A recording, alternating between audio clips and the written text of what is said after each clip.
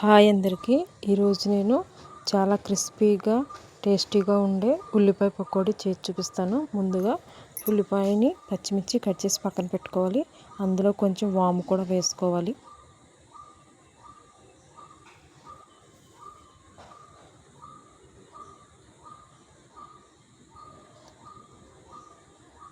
ఇప్పుడు ఇందులో కొంచెం శనగపిండి వేస్తున్నాను.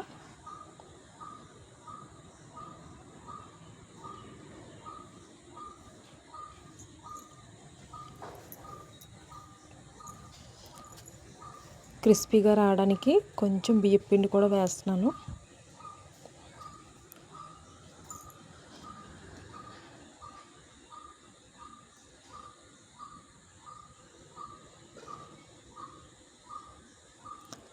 టేస్ట్కి తగ్గట్టు కొంచెం ఉప్పు వేస్తున్నాను.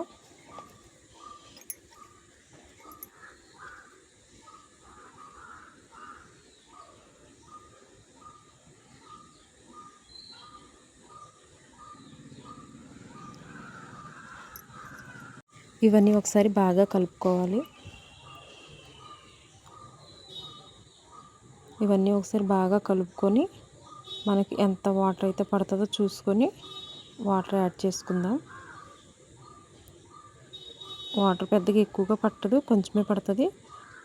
చూసుకొని మనం వాటర్ కలుపుకోవాలి. బాగా అంతా కలిసేలాగా, పొడి పొడిగా లేకుండా మొత్తం అంతా కలిసేలా కలుపుకోవాలి.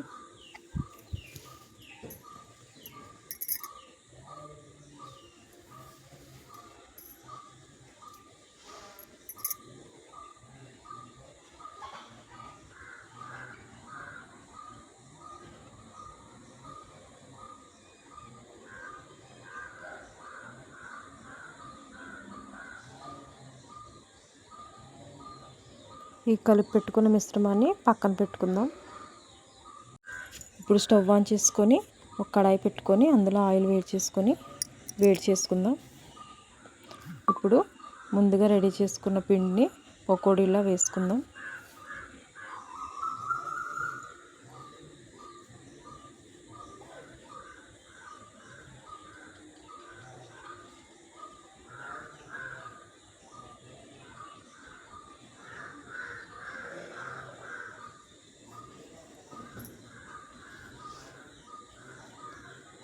ఒక నిమిషం తర్వాత కలుపుకోవాలి. ముందే కలిపితే అవి విరిగిపోతాయి, అందుకే ఒక నిమిషం తర్వాత కలుపుకోవాలి. ఇప్పుడు తిరగేసుకున్నాం కదా, నెమ్మదిగా గరిటెతో కలుపుతూ ఉండాలి. రెండో సైడ్ కూడా మనకు మంచి కలర్ వచ్చాయి కదా ఇప్పుడు పకోడీలు.